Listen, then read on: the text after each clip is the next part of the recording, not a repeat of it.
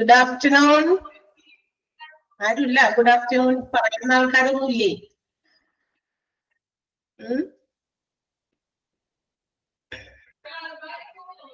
Good afternoon, ma'am. Very good. Good afternoon. ഒരാളെങ്കിലും തിരിച്ചു പറയുമ്പോഴാണ് നമ്മളത് ഇവിടെ എല്ലാവരും ഓപ്പൺ ആക്കി വെച്ചിട്ട് അതിന്റെ അടുത്ത് തന്നെ ആളുണ്ടെന്ന് മനസ്സിലാക്കുക. അല്ലെങ്കിൽ അത് ഓപ്പൺ ആക്കി വെച്ചിട്ട് അവര് ഓരോരുത്തരും അവരവരുടെ ജോലിക്ക് പോയി എന്ന് നമ്മൾ വിചാരിക്കും.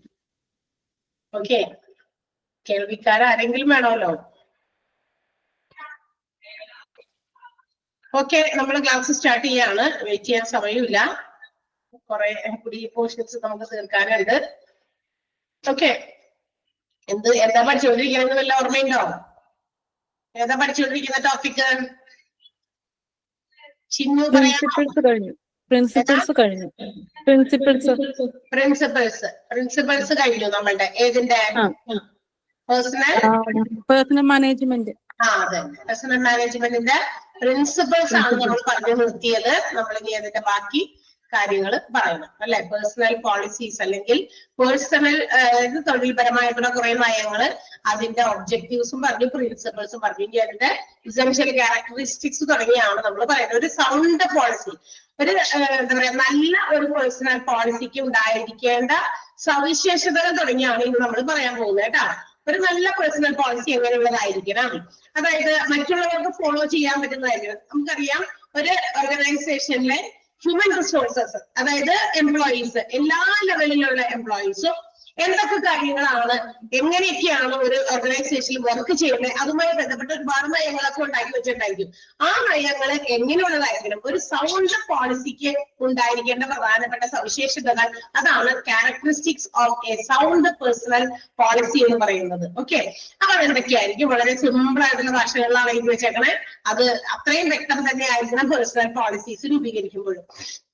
എങ്ങനെയൊക്കെയാണ്? It should be clear, positive and easily understood by each and every employee എന്നാണ് ഓർഗനൈസേഷൻ.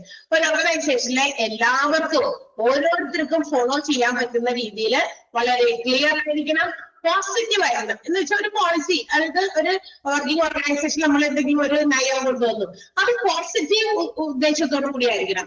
അതായത് ആളുകളുടെ മനസ്സിൽ ഒരു നെഗറ്റീവ് ഒരു ഇമ്പാക്ട് കൊടുക്കുന്ന രീതിയിലുള്ള പേഴ്സണൽ പോളിസീസ് രൂപീകരിക്കരുത്. അയ്യോ അങ്ങനെ വന്നു കഴിഞ്ഞാൽ ശരിയാകുമോ, അങ്ങനെ നെഗറ്റീവ് മൈൻഡിലേക്ക് കൊണ്ടുപോകുന്നതായിരിക്കരുത് ഒരിക്കലും ഒരു പേഴ്സണൽ പോളിസി ഡിസൈൻ ചെയ്യുമ്പോൾ. അപ്പൊ അത് പോസിറ്റീവ് ആയിരിക്കണം, ക്ലിയർ ആയിരിക്കണം, ഈസിലി അണ്ടർസ്റ്റുഡ് ആണ്, ഏർലി അണ്ടർസ്റ്റുഡ് അല്ല കേട്ടാ. ഈസിലി എന്നാണ്, EASILY ആണ് ആ ഒരു സ്പെല്ലിംഗ് ഒന്ന് തിരുത്തിയേക്കാം. ഈസിലി അണ്ടർസ്റ്റുഡ്, അപ്പൊ എല്ലാവർക്കും പെട്ടെന്ന് മനസ്സിലാകുന്ന രീതിയിലുള്ളതായിരിക്കണം ഒരു പേഴ്സണൽ പോളിസി എന്റെ പ്രത്യേകത. അതാണ്, അങ്ങനെയുള്ള പേഴ്സണൽ പോളിസീസ് ആണ് ഡിസൈൻ ചെയ്യുന്നത്. അതാണ് ഒന്നാമത്തെ ക്യാരക്ടറിസ്റ്റിക്. രണ്ടാമത്തേത്, പേഴ്സണൽ പോളിസീസ് ഒന്നും വെറുതെ വാക്കുകൊണ്ട് പറഞ്ഞാൽ പറ്റില്ല. It should be in written form. എപ്പോഴും അത് എഴുതി രൂപീകരിച്ചു വെച്ചിട്ടുണ്ടായിരുന്നു. അപ്പൊ എഴുതി വെച്ചതാണെങ്കിൽ പിന്നീട് മാറ്റാൻ പറ്റില്ലല്ലോ. അതായത് മാറ്റണമെങ്കിൽ ആളുകൾ അറിഞ്ഞ്, അല്ലെങ്കിൽ അതിൻ്റെതായ പ്രത്യേക ഫോർമാലിറ്റീസിൽ മാത്രമേ എഴുത്തുകുത്തുകളിൽ മാറ്റം വരുത്താൻ പറ്റുള്ളൂ. നമുക്ക് ഒരുപാട് സർട്ടിഫിക്കറ്റ്സ് ഉണ്ട്. ഈ സർട്ടിഫിക്കറ്റ് നമുക്ക് പല സ്ഥാപനങ്ങളിൽ നിന്നും പല ഡിപ്പാർട്ട്മെന്റുകളിൽ നിന്നും ഇഷ്യൂ ചെയ്തതാണ്. ഇതിനകത്ത് തിരുത്തലുകൾ വരുത്താൻ നമുക്ക് അധികാരമില്ല അല്ലെ. ലൈസൻസ്, അതുപോലെ തന്നെ ആധാർ കാർഡ്, ഒത്തിരി സാധനങ്ങൾ നമ്മുടെ കയ്യിൽ ഡോക്യുമെന്റ് ആയിട്ട് നമ്മളെ ഐഡന്റിഫൈ ചെയ്യാനായിട്ട് നമ്മുടെ കയ്യിലുണ്ട്.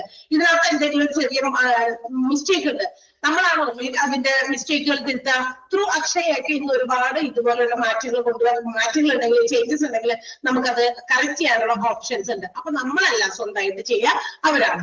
അതുപോലെ ഒരു ഓർഗനൈസേഷനിൽ if they have designed some personal policies, ഇത്തരം തൊഴിൽപരമായ നയങ്ങൾ രൂപീകരിച്ചു വെക്കുമ്പോൾ അത് എഴുതി തയ്യാറാക്കി തന്നെ വെക്കണം. കാരണം വാക്കുകൊണ്ട് പറഞ്ഞാലേ അത് മാറ്റി പറയാം. വാക്കും പഴയ ചാക്കും കടക്കാന്നൊക്കെ നമ്മൾ പറയില്ലേ, വാക്കാൽ പറയുന്നതൊക്കെ നമുക്ക് മാറ്റാൻ പറ്റും. അത് വാലിഡ് അല്ല. അപ്പൊ ഒരു വാലിഡ് ആയിട്ടുള്ള ഒരു പേഴ്സണൽ പോളിസി ആകണമെങ്കിൽ it should be written form, എഴുതി തയ്യാറാക്കിയതായിരിക്കാം. പിന്നെ it should B also in local language. അപ്പൊ ആ പേഴ്സണൽ പോളിസീസ് ഇങ്ങനെ എഴുതി തയ്യാറാക്കിയ രൂപത്തിൽ എഴുതി വെക്കുമ്പോൾ എന്താ പ്രത്യേകത അറിയോ? അത് അവിടുത്തെ, അതായത് ലോക്കൽ ഏരിയയിലുള്ള ആളുകൾക്ക് മനസ്സിലാകുന്ന ലാംഗ്വേജിലൂടെ എഴുതണം. ദാറ്റ് മീൻസ് ഇന്ന് പല സ്ഥലങ്ങളിലൊക്കെ നമ്മൾ ചെന്ന് കഴിഞ്ഞാൽ പല കാര്യങ്ങളും എഴുതി വെച്ചിരിക്കുന്നത് ഇംഗ്ലീഷിലായിരിക്കും.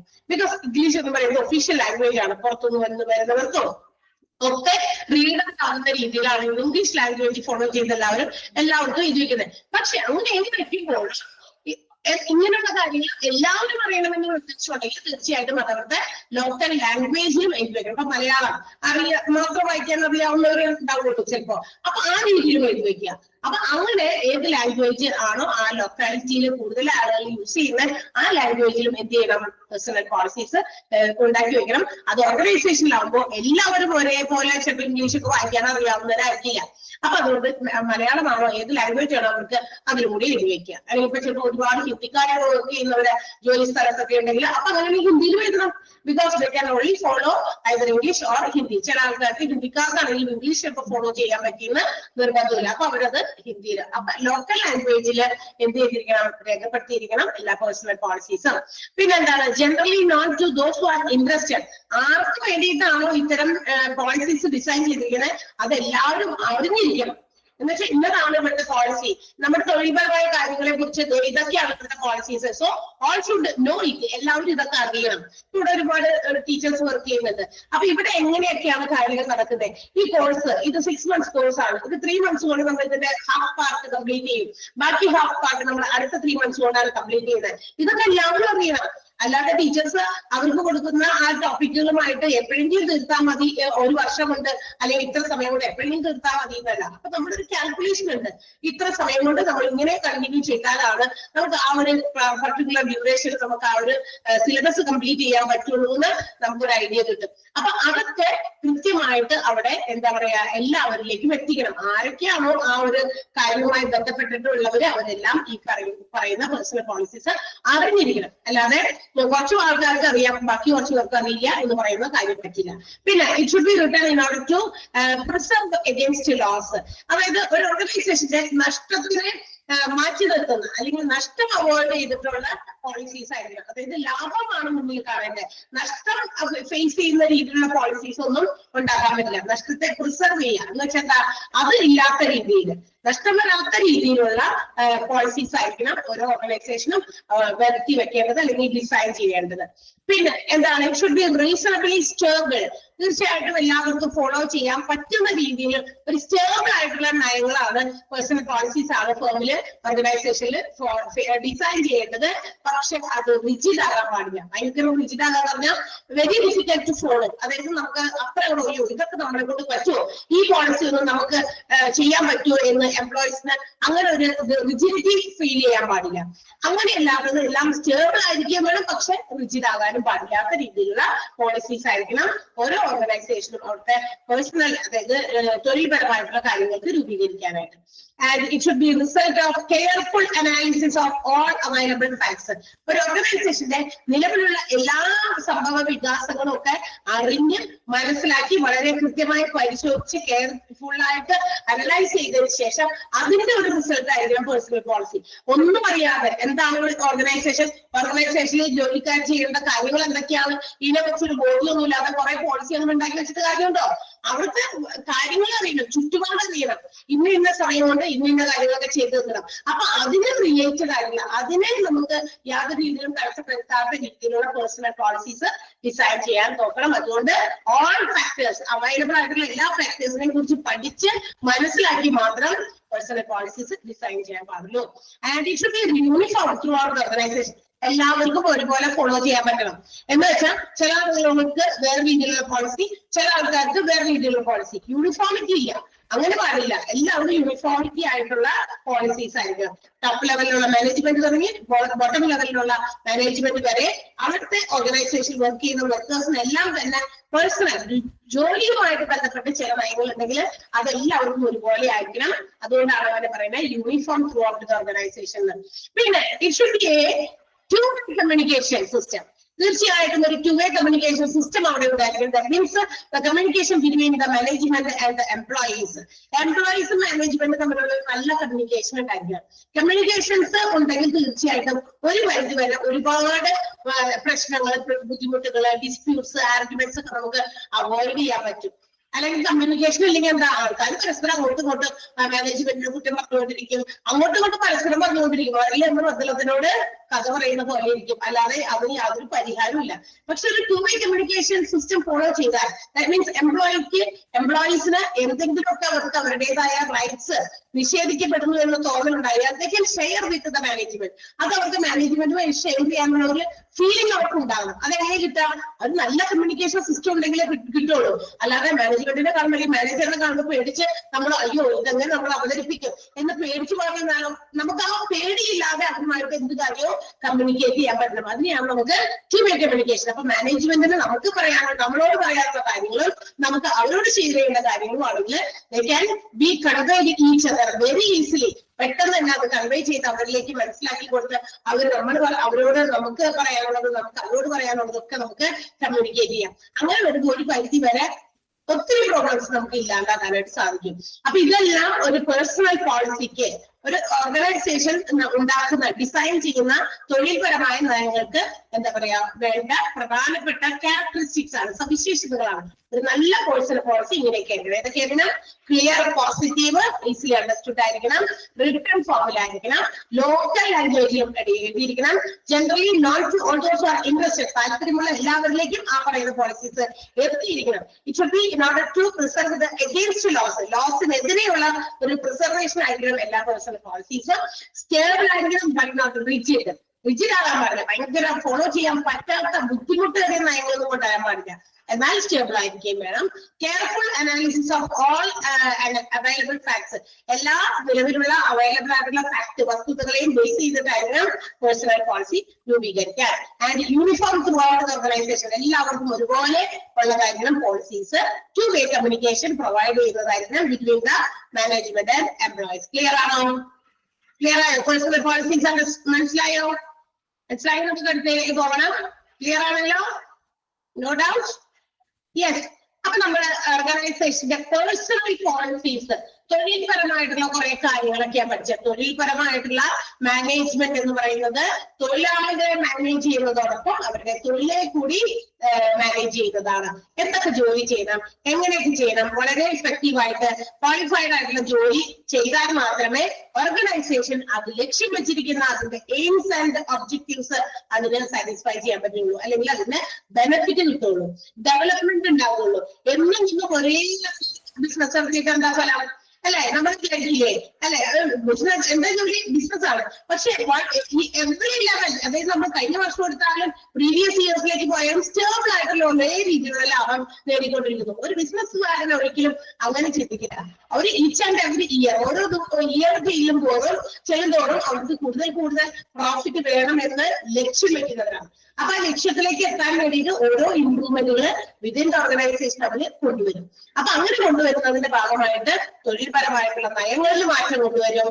എംപ്ലോയീസിനെ എങ്ങനെ കൂടുതൽ ട്രെയിനിങ് കൊടുത്ത് മോർ പ്രൊഡക്റ്റീവ് ആക്കാൻ പറ്റും, ഒത്തിരി കാര്യങ്ങൾ അതിനകത്ത് അവര് മനസ്സിലാക്കി കൊണ്ടുവരും. അല്ലെ? അങ്ങനെ ഡെവലപ്മെന്റ് തീർച്ചയായിട്ടും നല്ല രീതിയിൽ ഡെവലപ്ഡ് ആകാനായിട്ട് ഓർഗനൈസേഷന് പറ്റും. Now we are going to study what is organization structure. ഇനി ഒരു ഓർഗനൈസേഷന്റെ ഘടനയുമായി ബന്ധപ്പെട്ടിട്ടുള്ള കാര്യങ്ങളാണ്. ഓർഗനൈസേഷന്റെ സ്ട്രക്ചർ എന്ന് പറയുന്നത് എന്താണ്? What is organization structure? It is explaining how the activities. ഓർഗനൈസേഷന്റെ ഘടന എന്ന് പറയുന്നത് ഇതൊരു വിശദമാക്കലാണ്, ഒരു വിശദീകരണമാണ്. എന്താണ്? What are the activities? അതായത് നമ്മൾ what is the task allocated, ഓരോ ആളുകൾക്കും ഓരോ എംപ്ലോയീസിനും കൊടുത്തിരിക്കുന്ന ജോലി, അവർക്ക് അലോട്ട് ചെയ്ത് കൊടുത്തിരിക്കുന്ന ജോലി, അവരുടെ കോർഡിനേഷൻ, എല്ലാ എംപ്ലോയീസിനെ നമുക്ക് ഒരുമിച്ച് ഏകോപിപ്പിച്ച് കൊണ്ടുപോകണം. ആൻഡ് സൂപ്പർവിഷൻ, ഇവരെയൊക്കെ ഇടയ്ക്കിടയ്ക്ക് എന്താ പറയാ ഇവരെ സൂപ്പർവൈസ് ചെയ്യണം. അങ്ങനെയുള്ള കാര്യങ്ങളൊക്കെ ചെയ്യണം. ഇതൊക്കെ ഇതിനു വേണ്ടിയിട്ടാണ് ചെയ്യുന്നത്?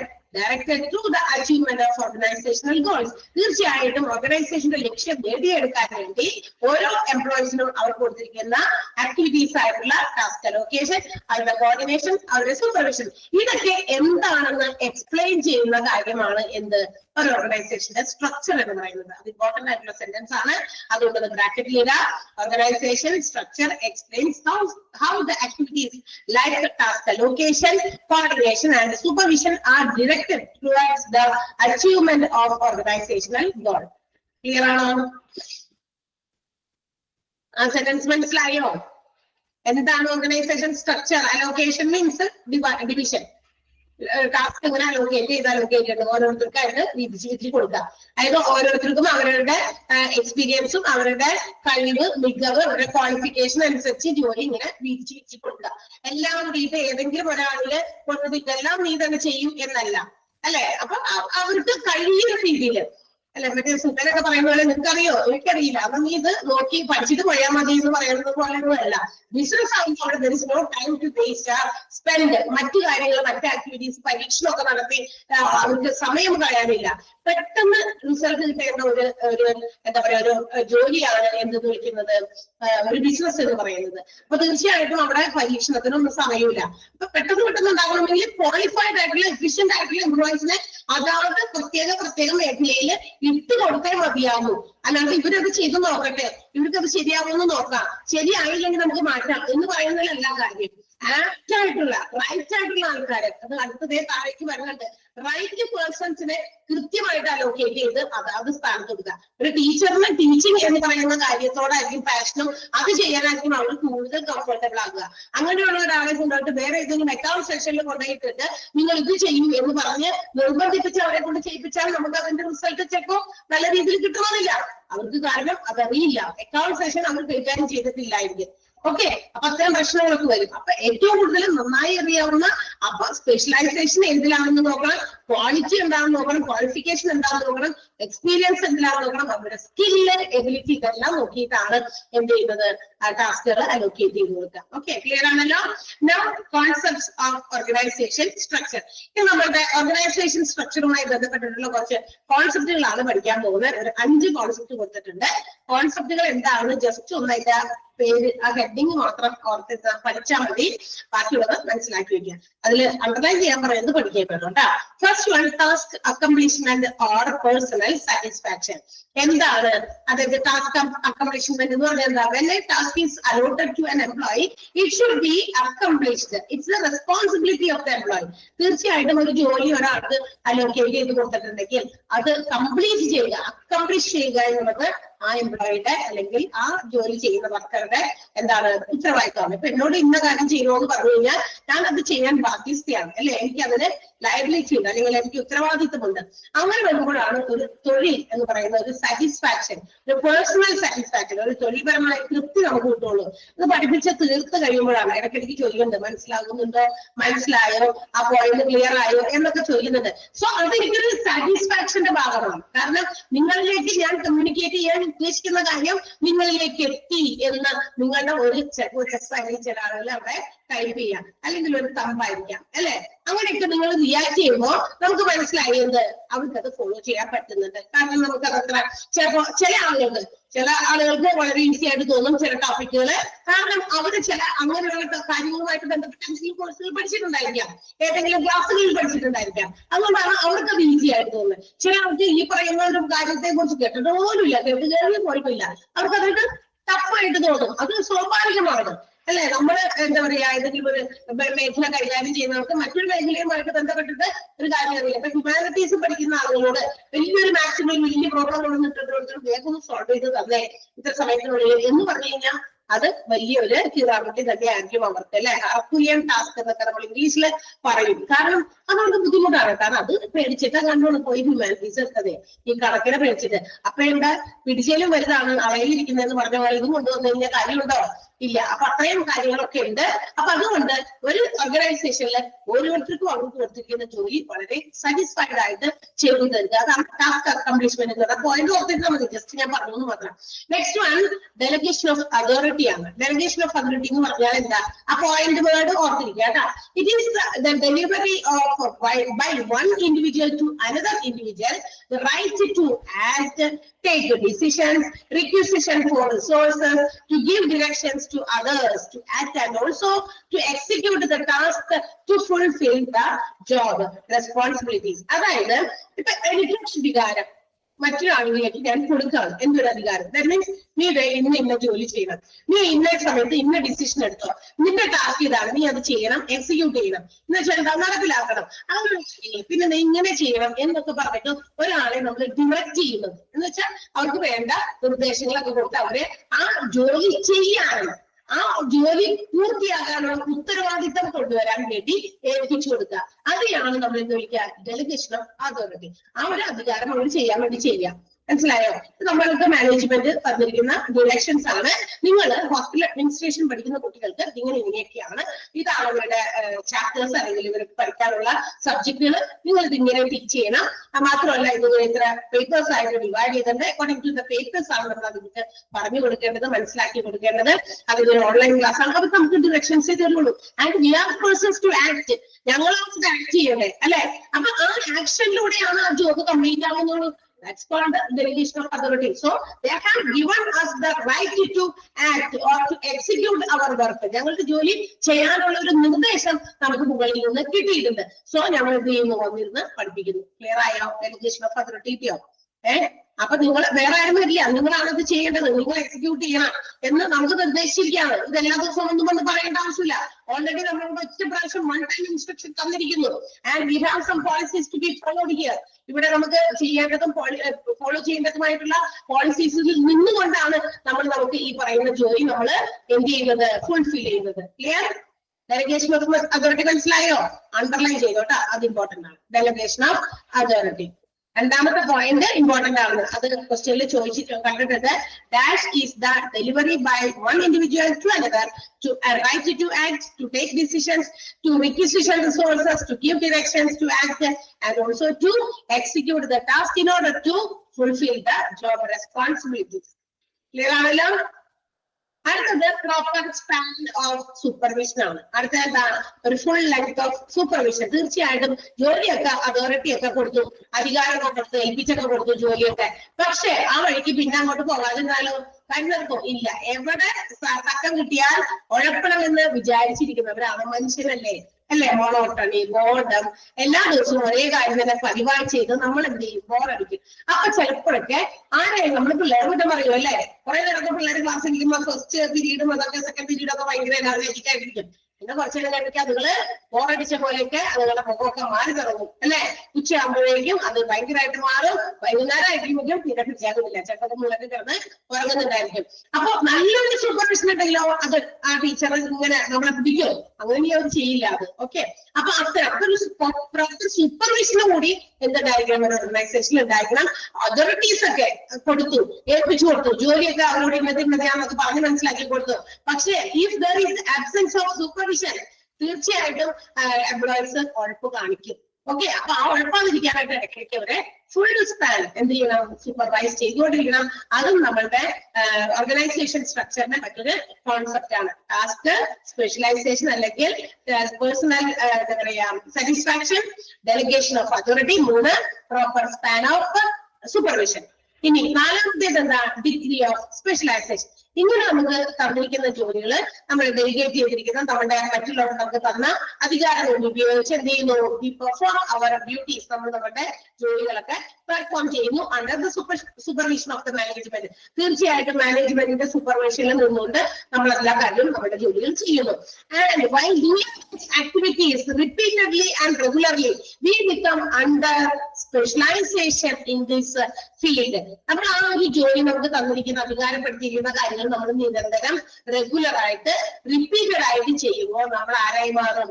അതില് വളരെ എക്സ്പേർട്ട് ആയി മാറും, അല്ലെങ്കിൽ സ്പെഷ്യലൈസ്ഡ് ആയി മാറും, പ്രഗത്ഭരായി മാറും. കാരണം എന്ത് കാര്യവും അങ്ങനെ തന്നെയാണ്. നമ്മൾ ആദ്യത്തെ പ്രാവശ്യമൊക്കെ നമ്മളൊരു ഫസ്റ്റ് അറ്റംപ്റ്റ് ഒക്കെ നടത്തുമ്പോൾ ചിലപ്പോൾ തോറ്റുപോയി, ഫെയിലിയർ ആയി. കൊച്ചു പിള്ളേരോടൊക്കെ നമ്മളോട് ഒരു സൂചി നൂല്, ചെറിയൊരു എക്സാമ്പിൾ പറഞ്ഞതാ, സൂചി നൂല് കൊടുക്കാനായിട്ട് പറയാണ്. അപ്പൊ അത് കൊടുക്കാൻ കുട്ടികൾ ഒത്തിരി കഷ്ടപ്പെടും. കാരണം അതുങ്ങൾ ആദ്യമായിട്ട് ചെയ്യുന്നതാ. അവർക്ക് ഇന്നത്തെ കാലത്ത് സൂചി ഉണ്ടോ നൂലുണ്ടോ എന്ന് ചില കുട്ടികൾക്കൊന്നും അറിയില്ല പോലും. ഇതെന്താ സൂചി, ഇതെന്താ നൂല് എന്നൊക്കെ പറഞ്ഞാൽ അതുങ്ങൾക്കൊന്നും അറിയില്ല. അപ്പൊ നമ്മൾ ഇടയ്ക്കൊക്കെ എടുത്ത് കാണിച്ചു കൊടുക്കാറുണ്ട്. സൂചിയാണ്, നൂലാണ്, ഇത് നമ്മള് കടത്തിയിട്ടാണ് ഒരു എന്തെങ്കിലുമൊക്കെ തുന്നൽ വിട്ടതോ ബട്ടനോ പിടിപ്പിക്കാനൊക്കെ നമ്മളിന്ന് യൂസ് ചെയ്യുന്നതൊക്കെ പറഞ്ഞ് ഇടയ്ക്ക് കാണിച്ചു കൊടുക്കുക. അപ്പൊ അവരെ കൊണ്ട് അതൊക്കെ ഒന്ന് ചെയ്യിക്കുക. ഫസ്റ്റ് അറ്റംപ്റ്റ് അയ്യോ എനിക്കൊന്നും പറ്റുന്നില്ല, അമ്മ അത് ചെയ്യുക, അല്ലെങ്കിൽ എനിക്ക് പറ്റില്ല എന്ന് പറഞ്ഞാൽ അവർ ചിലപ്പോ അത് നിരസിച്ചേക്കാം. അപ്പൊ നമ്മൾ എന്ത് ചെയ്യണം? ആ ശരി, നിനക്ക് പറ്റില്ല എന്ന് പറഞ്ഞ് വായിക്കുക. ട്രൈ ചെയ്യും, യു ക്യാൻ ട്രൈ അല്ലെ?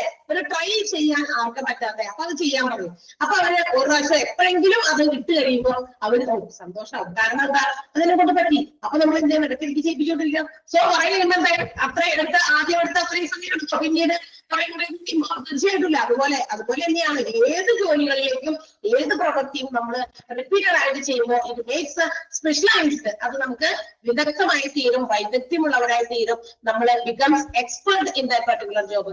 ആ ജോബ് നമുക്ക് ഈസിയർ ആയി തോന്നും, നമ്മൾ പ്രഗത്ഭരായി തീരും. അതാണ് ഡിഗ്രി ഓഫ് സ്പെഷ്യലൈസേഷൻ. ആ പോയിന്റ് ഓർത്തിരിക്കണം, ഡിഗ്രി ഓഫ് സ്പെഷ്യലൈസേഷൻ. ക്ലിയർ ആയോ? മനസ്സിലായത്? Next one and the last concept of നമ്മുടെ human resource organization structure ന്റെ ഏറ്റവും അവസാനത്തെ കോൺസെപ്റ്റ് ആണ് എന്ത്? Communication channel should be proper.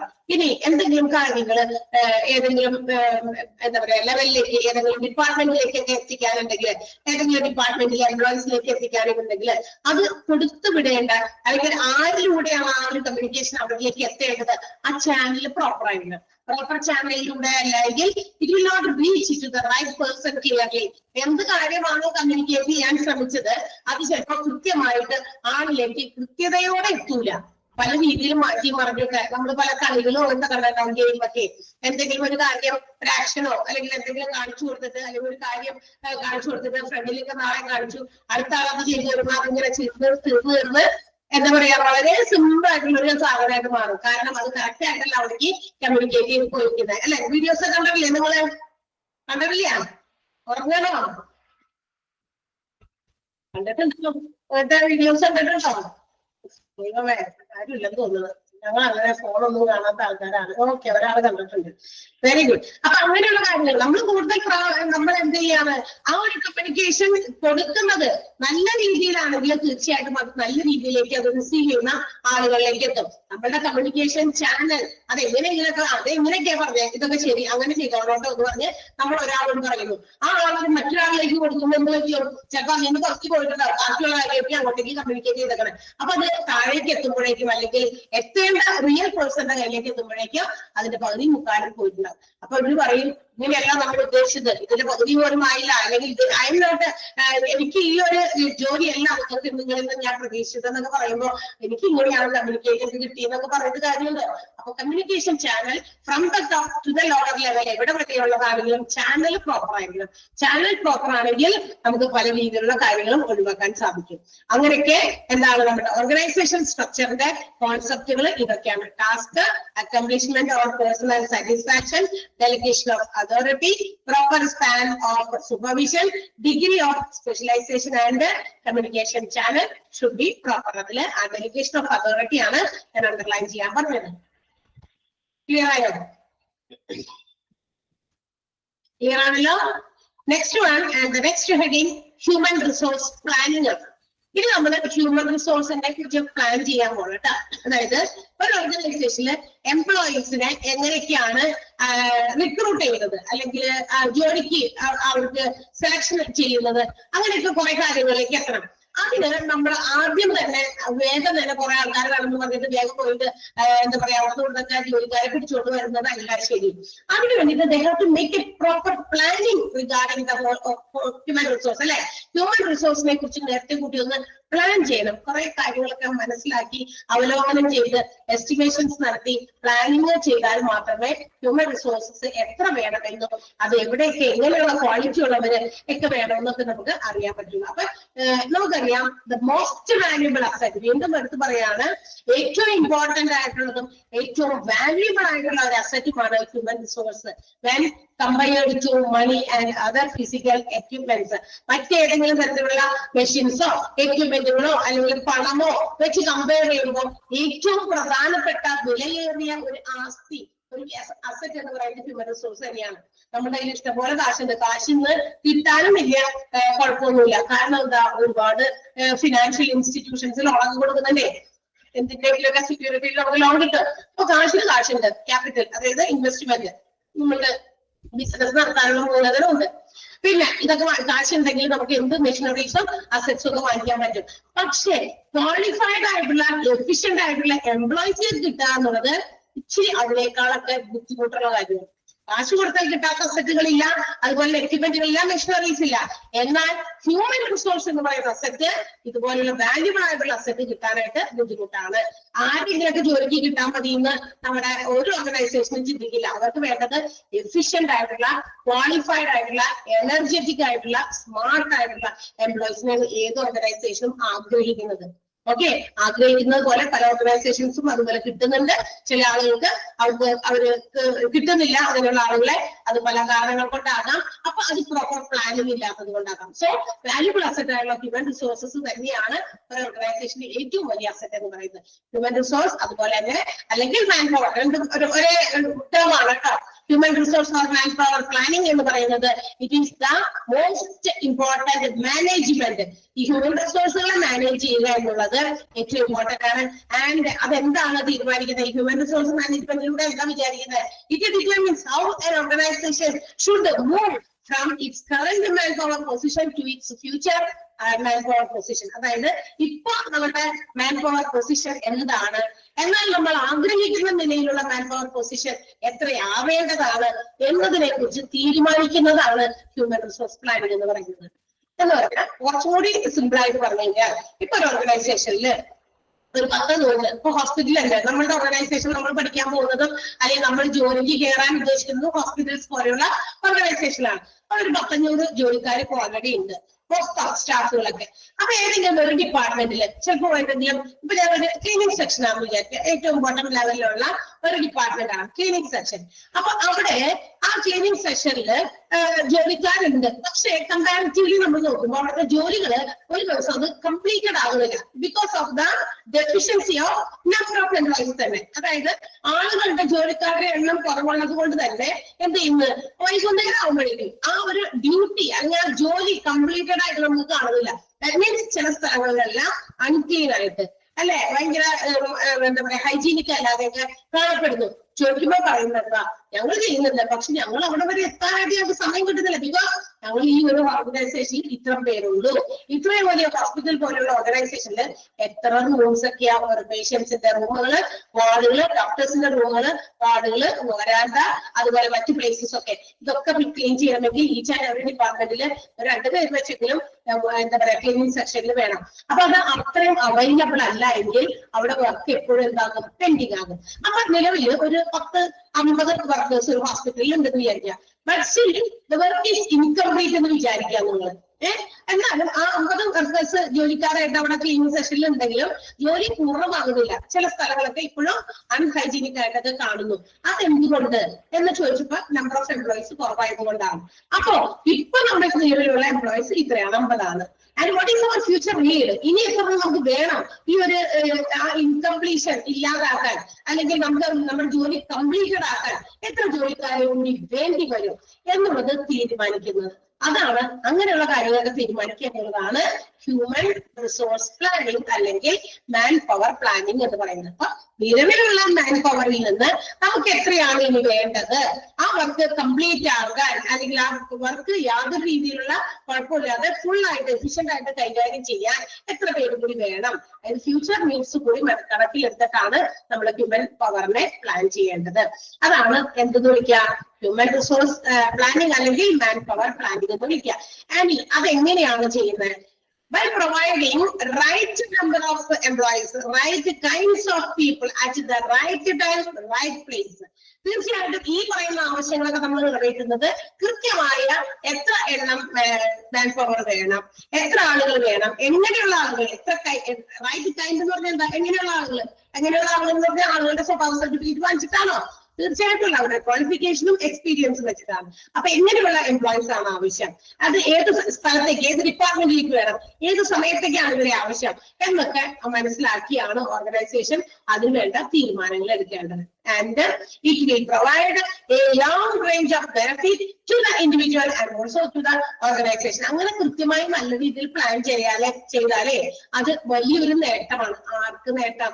ആ ജോലി കിട്ടുന്ന ആളുകൾക്ക്, എംപ്ലോയീസിനും, അതോടൊപ്പം തന്നെ നമ്മുടെ ഓർഗനൈസേഷനും നേട്ടമാണ്. കാരണം ഇൻഡിവിജ്വൽസിനും അവരുടെ ജോലി കിട്ടുന്നു എന്നുള്ളതും ഓർഗനൈസേഷന് അതിന്റെ ജോലി തീർത്ത് കിട്ടുന്നു എന്നുള്ളതുമാണ്. അപ്പൊ രണ്ട് രീതിയിലും ബെനിഫിറ്റബിൾ ആയിട്ടുള്ള ഒരു കാര്യമാണ് ചെയ്യേണ്ടത്. ഏതില്? ഹ്യൂമൻ റിസോഴ്സ് പ്ലാനിങ്ങില്, മാൻ പവർ പ്ലാനിങ് എന്ന് പറയുന്നത്. നിലവിലുള്ള എംപ്ലോയീസിൽ നിന്ന് എത്ര പേരെ കൂടി ഫ്യൂച്ചർ നീഡ്സ് കൂടി കണക്കിലെടുത്ത് നമുക്ക് വേണമെന്ന് നേരത്തെ കൂട്ടി തീരുമാനിക്കുക. അതാണ് ഹ്യൂമൻ റിസോഴ്സ് പ്ലാനിങ്. അതിലെ first sentence, the most valuable asset of an organisation is human resource and not the money or physical equipment എന്നുള്ള ആ സെന്റൻസ് ഒന്നാണ് അണ്ടർലൈൻ ചെയ്തത്. അണ്ടർലൈൻ ചെയ്തോ? ആദ്യത്തെ സെന്റൻസ് അണ്ടർലൈൻ ചെയ്തിടാ, ബാക്കിയുള്ളതൊക്കെ നന്നായി വായിച്ചു നോക്കുക. സിമ്പിൾ സെന്റൻസിലേക്ക് ഇരിക്കുന്നത് നിങ്ങൾക്ക് ക്ലിയർ ആകും. ഓക്കെ. ആൻഡ് നെക്സ്റ്റ് അടുത്തത് പ്രോസസ് ആണ്. ഇനി ഹ്യൂമൻ റിസോഴ്സ് പ്ലാനിങ്ങില് അല്ലെങ്കിൽ മാൻ പവർ പ്ലാനിങ്ങിന്റെ പ്രധാനപ്പെട്ട പ്രോസസ്സുകൾ, എന്തൊക്കെ പ്രക്രിയകളോട് നടക്കുന്നുണ്ട് സ്റ്റെപ്പ് ബൈ സ്റ്റെപ്പ് ആയിട്ട് ഇത്തിരി കണക്റ്റഡ് ആയിട്ടാണ് സ്റ്റെപ്സ് വന്നേക്കണേ. ഒന്നാമത്തേത്, ഇതൊരു പറഞ്ഞിരിക്കുന്നത് ശരിക്കും പറഞ്ഞാൽ ഇതൊരൊക്കെ സ്റ്റെപ്പ് അല്ല, മൾട്ടി സ്റ്റെപ്പ് പ്രോസസ് ആണെന്നാ പറഞ്ഞേക്കണേ. അപ്പൊ അതുകൊണ്ട് തന്നെ ഒരു 3-4 സ്റ്റെപ്പുകൾ ആയിട്ടാണ് കൊടുത്തേക്കുന്നത്, 5 സ്റ്റെപ്സ് ആയിട്ടാണ് വന്നിരിക്കുന്നത്. ഒന്നാമത്തേത്, to decide goals or aims. ഒന്നാമത്തെ ഹ്യൂമൻ പവർ പ്ലാനിങ് അല്ലെങ്കിൽ ഹ്യൂമൻ റിസോഴ്സ് പ്ലാനിങ്ങിന്റെ ഒന്നാമത്തെ സ്റ്റെപ്പ് എന്ന് പറയുന്നത് ഡിസൈഡ് ദ ഗോൾസ് ഓർ എയിംസ്. നമുക്കറിയാം ഒരു ഓർഗനൈസേഷനിൽ നിലവിലുള്ള എംപ്ലോയീസിൽ നിന്ന് അതുപോലെ തന്നെ അവിടുത്തെ ഫ്യൂച്ചർ നീഡ്സ് കൂടി കണക്കിലെടുത്തുകൊണ്ട് എന്ത് ചെയ്യുക, നമ്മൾ മാൻ പവറിനെ അറേഞ്ച് ചെയ്യുക അല്ലെങ്കിൽ റിക്രൂട്ട് ചെയ്യുക, സെലക്ട് ചെയ്യുക. അല്ലാതെ പ്രസന്റ് അഡ്ജസ്റ്റ്മെന്റ് മാത്രമാകരുത്, അല്ലെങ്കിൽ പ്രസന്റ് അറേഞ്ച്മെന്റുകൾ മാത്രമാകരുത്. എന്താ ഈ പ്രസന്റ് അറേഞ്ച്മെന്റ് എന്ന് പറഞ്ഞാൽ, ഇപ്പൊ ഇവിടെ കുറച്ച് ടീച്ചേഴ്സിന്റെ ആവശ്യകതയുണ്ട്. അപ്പൊ നമ്മൾ പുതിയ ടീച്ചേഴ്സിനെ നമുക്കിവിടെ റിക്രൂട്ട് ചെയ്യുന്ന സമയത്ത് അല്ലെങ്കിൽ ഇവിടെ അപ്പോയിന്റ് ചെയ്യുന്ന സമയത്ത് അവർ നോക്കും, നമ്മൾ ഇനി ഭാവിയിൽ ഫ്യൂച്ചറിൽ ഇന്നൊരു കോഴ്സ് കൂടി തുടങ്ങുന്നുണ്ട്, ആ കോഴ്സ് കൂടി കൈകാര്യം ചെയ്യാൻ പറ്റിയ ക്വാളിഫൈഡ് ആയിട്ടുള്ള ടീച്ചേഴ്സിനെ നമ്മൾ സെലക്ട് ചെയ്താൽ കുറച്ചുകൂടി ബെറ്റർ ആയിരിക്കും. കാരണം അതൊരു ഓർഗനൈസേഷനെ സംബന്ധിച്ച് അങ്ങനെ കൂടി തീരുമാനിക്കണം. അപ്പൊ നമ്മള് പ്രസന്റ് ഇപ്പോഴത്തെ കാര്യം നടക്കട്ടെ, അത് കഴിഞ്ഞിട്ട് അതൊക്കെ തുടങ്ങുമ്പോഴല്ലേ അന്നേരം തീരുമാനിക്കാൻ എന്ന് ചിന്തിക്കരുത്. നിയറസ്റ്റ് ഫ്യൂച്ചറിൽ നമ്മൾ if you are going to make some developments, തീർച്ചയായിട്ടും എവിടെയെങ്കിലൊക്കെ വികസിപ്പിക്കാനായിട്ട് വികസനം കൊണ്ടുവരാനായിട്ട് ആഗ്രഹിക്കുന്നുണ്ടെങ്കിൽ ആ ഫ്യൂച്ചർ നീഡ്സ് കൂടി എന്താ പറയാ മനസ്സിലാക്കിക്കൊണ്ടായിരിക്കണം എന്ത് ചെയ്യുന്നത്. They have to match and fit the employees according to their abilities and skill. ഓരോ ജോലിക്കാരുടെ എബിലിറ്റീസും അവരുടെ സ്കില്ലും ഒക്കെ കണക്കിലെടുത്ത് മാച്ചിങ് ആയിട്ടുള്ള ആൾക്കാരെ അവരുടെ ഏത് പൊസിഷനിലേക്ക് ഡിപ്പാർട്ട്മെന്റിലേക്ക് അവരെ കൊടുക്കണം, ഏത് ഫിറ്റ് ചെയ്യേണ്ടത്, ഏത് സ്ഥലത്താണ് ഇവരെ ഫിറ്റ് ചെയ്യേണ്ടത് എന്നൊക്കെ തീരുമാനിക്കുമ്പോൾ they have to provide or they have to give emphasis on future instead of present arrangements എന്നാ പറയുന്നത്. ഭാവിയിലെ കാര്യം കൂടി കണക്കിലെടുക്കണം, ഇപ്പോഴത്തെ കാര്യം മാത്രം കണക്കിലെടുത്തിട്ടല്ല അത്തരം അറേഞ്ച്മെന്റുകൾ നടക്കേണ്ടത്. ക്ലിയർ ആയോ? ഒന്നാമത്തെ point, to decide the goals and aims. ആ ഗോൾ ഡിസൈഡ് ചെയ്യുക അല്ലെങ്കിൽ എയിംസ് ലക്ഷ്യം വെക്കുക എന്ന് പറഞ്ഞു കഴിഞ്ഞാൽ നേരത്തെ നമ്മുടെ കയ്യിലുള്ള എംപ്ലോയീസിനെ വെച്ചിട്ട് ആ അഡ്ജസ്റ്റ്മെന്റ് ചെയ്യുമ്പോൾ നമ്മൾ ഫ്യൂച്ചർ നീഡ്സ് കൂടി കണക്കിലെടുക്കണം. അത് കൂടുതൽ ഇമ്പോർട്ടൻസ് എംഫസൈസ് കൊടുക്കുക എന്ന് പറഞ്ഞാൽ എന്താ, കൂടുതൽ ഊന്നൽ കൊടുക്കണം ആ ഒരു കാര്യത്തിന് കൂടി. എന്നിട്ട് വേണം മാച്ചിങ് ആയിട്ടുള്ള ഫിറ്റിംഗ് ആയിട്ടുള്ള എംപ്ലോയീസിനെ സെലക്ട് ചെയ്യാൻ. ഇതാ ക്ലിയർ ആയോ? അപ്പൊ ഒന്നാമത്തെ സ്റ്റെപ്പ് അതാണ്. മൾട്ടി സ്റ്റെപ്പ് പ്രോസസ് ആണ് ഹ്യൂമൻ റിസോഴ്സ് പ്ലാനിംഗ് എന്ന് പറയുന്നത്. ഒന്നാമത്തെ സ്റ്റെപ്പ്, ആ സ്റ്റെപ്പിന്റെ ഹെഡിങ്ങുകൾ പഠിച്ചു വെച്ചാൽ മതി. ഇതാ മൾട്ടി സ്റ്റെപ്പ് പ്രോസസ് ആണ്. First one, decide goals and aims. ഇനി രണ്ടാമത്തേത്, to estimate future organisational structure and man power needs. അതായത് ഭാവിയിലുള്ള ഓർഗനൈസേഷന്റെ സ്ട്രക്ചർ എസ്റ്റിമേറ്റ് ചെയ്യുക, ഇവാലുവേറ്റ് ചെയ്യുക, എന്താ പറയാ വിലയിരുത്തുക. അതോടൊപ്പം തന്നെ മാൻ പവർ നീഡ്സ്, നമുക്ക് വേണ്ട മാൻ പവർ എത്ര പേരാണ് എന്നുള്ള കാര്യങ്ങളൊക്കെ നേരത്തെ കൂട്ടി എസ്റ്റിമേറ്റ് ചെയ്യുക. എസ്റ്റിമേഷൻ എന്ന് പറഞ്ഞാൽ എന്താ, പ്രീ പ്ലാനിങ് തന്നെയാണ് അല്ല. ഒരു എസ്റ്റിമേറ്റ് തയ്യാറാക്കാൻ പറഞ്ഞാൽ എന്താ, കറക്റ്റ് ആയിട്ടുള്ളതാവണം നിർബന്ധമൊന്നുമില്ല, നമുക്കൊരു എസ്റ്റിമേഷൻസ് നടത്താം. അപ്പൊ അങ്ങനെ ഫ്യൂച്ചർ ഓർഗനൈസേഷണൽ സ്ട്രക്ചറും മാൻ പവർ നീഡ്സും നമ്മൾ നേരത്തെ കൂട്ടി എസ്റ്റിമേറ്റ് ചെയ്യുക. അതിന് വേണ്ടിയിട്ട് ഓർഗനൈസേഷൻസ് ഓരോ പോയിന്റിലും at A given point of time ഓരോ പോയിന്റിലും they have to evaluate the structure of the organization. ഓരോ പ്രാവശ്യവും എന്ത് ചെയ്യണം, ഇടയ്ക്കിടയ്ക്ക് അവരുടെ ഓർഗനൈസേഷന്റെ സ്ട്രക്ചർ ഒന്ന് വിലയിരുത്തണം. എന്നിട്ട് അവർ മനസ്സിലാക്കണം ആ ഈ വിലയിരുത്തലിൽ നിന്നാണ്, ആ ഇവാലുവേഷനിൽ നിന്ന് right number of employees, right type of employees required must be determined. എത്ര ആൾക്കാർ വേണം, എങ്ങനെയുള്ള ആൾക്കാർ വേണം എന്നുള്ള കാര്യമൊക്കെ ഈ ഇവാലുവേഷനിൽ നിന്നാണ് അവര് കണ്ടെത്തേണ്ടത്, മനസ്സിലാക്കേണ്ടത്, തീരുമാനിക്കേണ്ടത്. അപ്പൊ വിലയിരുത്തലുകൾ ഇടയ്ക്കിടയ്ക്ക് ഓർഗനൈസേഷൻ സ്ട്രക്ചറിൽ നടത്തേണ്ടതാണ്. എന്നാൽ മാത്രമാണ് എത്ര പേര് വേണം, എങ്ങനെയുള്ള ജോലിക്കാർ വേണം എന്ന് അവർക്ക് തീരുമാനിക്കാൻ പറ്റും. അതാണ് estimate future organisational structure and man power needs എന്നതുകൊണ്ട് ഉദ്ദേശിക്കുന്നത്. ക്ലിയർ ആയോ? മനസ്സിലായോ? അപ്പൊ ഒന്നാമത്തെ step to decide goal or aims, രണ്ടാമത്തേത് to estimate future organisational structure of man power needs. 2 point ആണ് പറഞ്ഞത്. ക്ലിയർ ആണോ? മൂന്നാമത്തേതാണ് to audit human resource. To audit human resource. എന്താ ഓഡിറ്റ് ഹ്യൂമൻ റിസോഴ്സ് പറഞ്ഞാൽ? അല്ല, പോയിന്റുകൾ ഇമ്പോർട്ടന്റ് ആണ്. പോയിന്റിന്റെ ഹെഡിങ് ഇല്ലേ, അങ്ങനെ പഠിക്കാം. മറ്റേത് വായിച്ചറിഞ്ഞ് വെക്കണം കേട്ടോ. എന്താ ഹ്യൂമൻ ഇതാണ്. അതിനാണ് നമ്മൾ ഇത്ര വ്യക്തമായിട്ട് വിശദീകരിച്ച് പറയാൻ. അല്ലെങ്കിൽ പിന്നെ പോയിന്റ് മാത്രം വായിച്ചു പോയാൽ മതി എന്ന് പറയാനില്ലേ? നിങ്ങൾ മനസ്സിലാക്കി വെക്കണം. ഹ്യൂമൻ റിസോഴ്സിന് എന്താ ഓഡിറ്റിംഗ് എന്ന് പറഞ്ഞ കേട്ടിട്ടുണ്ടല്ലോ നമ്മള്. കണക്കെടുപ്പ് നടത്തുക എന്ന്. എന്തിനെ കുറിച്ചായിരിക്കും കണക്കെടുപ്പ്? ഇവിടെ ഹ്യൂമൻ റിസോഴ്സിൽ കണക്കെടുപ്പ് നടത്താന്ന് പറഞ്ഞാൽ എന്തായിരിക്കും? സ്വന്തമായിട്ട് ചിന്തിച്ചു നോക്കി നിങ്ങള്. ഹ്യൂമൻ റിസോഴ്സുകളെ കുറിച്ച് കണക്കെടുപ്പ് നടത്തുക എന്താണ്? അതായത് നമ്മള് to decide the present supply of man power resources. അതായത് നമ്മളിപ്പോ കണക്കെടുപ്പ് നടത്തി. അതായത് നമ്മൾ ഇപ്പൊ ഇത്ര എംപ്ലോയീസ് ഉണ്ട്, നമ്മൾ ഫ്യൂച്ചറിലേക്ക് ഇത്രയും കൂടി നമുക്ക് ആവശ്യമുണ്ട്. അപ്പൊ അത് എവിടെ നിന്ന് കിട്ടും? അത് അങ്ങനെ കണക്കെടുപ്പ് എവിടെ നിന്നാണ് നമുക്ക് ഹ്യൂമൻ പവർ അല്ലെങ്കിൽ മാൻ പവറിനെ എടുക്കാൻ പറ്റുക? നമുക്ക് എവിടെ നിന്നാണ് ആ ഒരു എംപ്ലോയീസിനെ സപ്ലൈ ചെയ്ത് കിട്ടുന്നത്? അത് ഏത് രീതിയിൽ നമ്മൾ മറ്റാളുകളിൽ നിന്നും അപേക്ഷ സ്വീകരിച്ച് എങ്ങനെ നമുക്ക് അവരെ ജോലിക്ക് എടുക്കാൻ പറ്റും? അങ്ങനെയുള്ള കാര്യങ്ങളൊക്കെ തീരുമാനിക്കണ്ടേ? അപ്പൊ അടുത്ത സ്റ്റെപ്പാണ്. അപ്പൊ ഓഡിറ്റിംഗ് അതിന്റെ ഒരു ഭാഗമാണ്. ഫ്യൂച്ചറിലെ ഹ്യൂമൻ റിസോഴ്സുകളെ എത്ര വേണമെന്ന് എസ്റ്റിമേറ്റ് ചെയ്യും. നമ്മൾ നേരത്തെ മോളിൽ തൊട്ട് രണ്ടാമത്തെ സ്റ്റെപ്പില് ആ എസ്റ്റിമേഷൻ നടത്തി കഴിഞ്ഞാൽ നമ്മള് ചിന്തിക്കണം, ഇത്ര പേര് വേണമല്ലോ. So from where to get, ഇതിലേക്ക് എവിടെ നിന്ന് കിട്ടും? ഇത്തരം ജോലിക്കാരെ നമുക്ക് എവിടെ നിന്ന് കിട്ടും? അതിൽ നിന്ന് ഉടലെടുത്ത് വന്ന ഒരു സംഭവമാണ് സ്കിൽസ് ഇൻവെന്ററി എന്ന് പറയുന്നത്. അതായത് എവിടെ നിന്നാണ് നമുക്ക് ഈ ഒരു എംപ്ലോയീസിനെ സപ്ലൈ ചെയ്ത് കിട്ടുക? അങ്ങനെ വരുമ്പോൾ ഒരു ആശയം അവിടെ മുന്നിൽ വരുന്നുണ്ട്. അതിനെയാണ് നമ്മൾ സ്കിൽസ് ഇൻവെന്ററി എന്ന് വിളിക്കുക. ഈ പറയുന്ന കാര്യം എന്താന്ന് വെച്ചാൽ ഇത് consist of the data which is about the employee's skill, abilities, work preference and other items of information indicating his overall value of the company. ഒരു കമ്പനിയുടെ മൊത്തത്തിലുള്ള വിലയെടുത്ത് നോക്കി കഴിയുമ്പോൾ ഒരു എംപ്ലോയീസിനെ സംബന്ധിച്ച് അവരുടെ സ്കില്ല്, അവരുടെ കഴിവുകള്, അവരുടെ എബിലിറ്റീസ്, അവരുടെ ജോലിക്കുള്ള അവരുടെ മുൻഗണന, പ്രിഫറൻസ്, വർക്ക് പ്രിഫറൻസ്, അങ്ങനെ അവരെ കുറിച്ചുള്ള ആ ജോലി സംബന്ധമായിട്ടുള്ള ഒരുപാട് ഡാറ്റാസ് നമ്മൾ കളക്ട് ചെയ്യുന്നുണ്ട്. ആ ഡാറ്റ അതാണ് എന്ന് വിളിക്കുക സ്കിൽസ് ഇൻവെന്ററി. അതായത് ഇപ്പൊ നമ്മുടെ സ്ഥാപനത്തിൽ കുറച്ച് ജോലിക്കാരെ വേണം. അപ്പൊ അവരെ കുറിച്ച് പല സ്ഥലങ്ങളിൽ നമുക്ക് ഡാറ്റാസ് കളക്ട് ചെയ്യും. ആ ഡാറ്റ എന്തിനെ കുറിച്ചുള്ളതാണ്? വീടും നാടും ഊരും എവിടെയെന്നാണോ? തീർച്ചയായിട്ടും അല്ല. അവരുടെ സ്കില്ല്, അവരുടെ എബിലിറ്റി, നിങ്ങൾ എന്ത് വർക്കാണ് ആ ഒരു ഓർഗനൈസേഷനിൽ പ്രിഫർ ചെയ്യുന്നത്, ഇത്തരം കാര്യങ്ങളൊക്കെ നമ്മളോട് ചോദിച്ച് മനസ്സിലാക്കും, കളക്ട് ചെയ്യും ആ ഡാറ്റ. അതാണ് സ്കിൽസ് ഇൻവെന്ററി എന്ന് പറയുന്നത്. അത് നമ്മുടെ ഓർഗനൈസേഷൻ എന്നിട്ട് അതുമായിട്ട് മാച്ച് ചെയ്യുന്നുണ്ടെങ്കിൽ നമുക്ക് അതിൽ നിന്ന് സെലക്ട് ചെയ്യാം. അതാണ് ഓഡിറ്റിംഗ് ഓഫ് ഹ്യൂമൻ റിസോഴ്സ് എന്ന് പറയുന്നത്. ഓഡിറ്റിംഗ് ഓഫ് ഹ്യൂമൻ റിസോഴ്സിൽ വരുന്ന ഒരു പ്രധാനപ്പെട്ട ഒരു ഭാഗമാണ് സ്കിൽസ് ഇൻവെന്ററി. അപ്പൊ ആളുകളുടെ സ്കില്ലും എബിലിറ്റിയും നോക്കി മാത്രമാണ് കൂടുതലും ആളുകൾക്ക് ജോലി കൊടുക്കുന്നത്. ഇന്ന് സർട്ടിഫിക്കറ്റുകളുടെ തൂക്കം നോക്കിയിട്ടല്ല തീർച്ചയായിട്ടും പല ഓർഗനൈസേഷനിലും ആളുകൾക്ക് ജോലി കൊടുക്കുന്നത്. അതൊരു ഒറ്റ ഘടകം മാത്രമാണ്. എന്നാൽ അതിന് റിലേറ്റ് ചെയ്യുന്ന ഒത്തിരി മറ്റ് ഫാക്ടേഴ്സ് കൂടി ഉണ്ട് ഓരോരുത്തർക്കും ജോലി കിട്ടുന്നതുമായി ബന്ധപ്പെട്ട്. ഓക്കെ, ചിലപ്പോ സർട്ടിഫിക്കറ്റുകളിലുള്ള മാർക്കുകളുടെ ചിലപ്പോ റാങ്കോ അല്ലെങ്കിൽ മറ്റു കാര്യങ്ങളൊക്കെ ചിലപ്പോ വളരെ കുറവായിരിക്കും. പെർസെന്റേജ് ഓഫ് മാർക്കുകൾ വളരെ കുറവായിരിക്കാം.